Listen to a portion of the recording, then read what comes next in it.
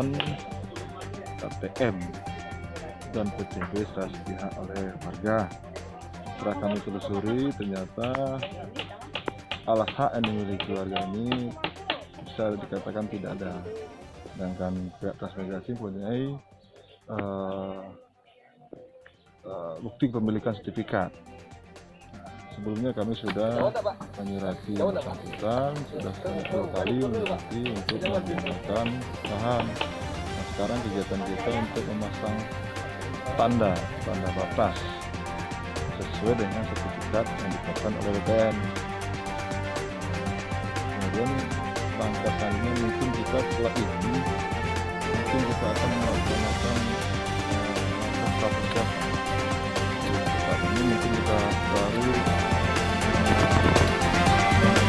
batas tanda atau ya, tapi tanda dan pelang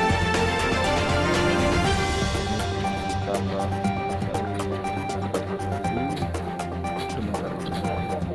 dari itu. Kalau lahan yang diduduki oleh warga sendiri berapa banyak sih? Sebenarnya bukan warga sih,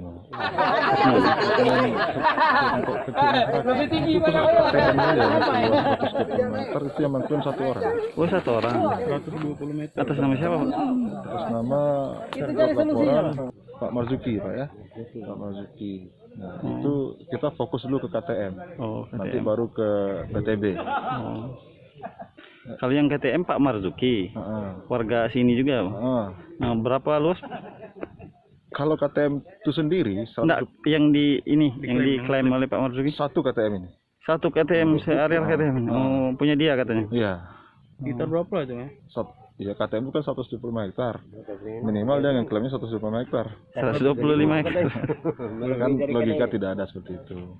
Karena kalau perorangan tanah tidak mungkin satu sertifikat itu sampai 125 hektar kan.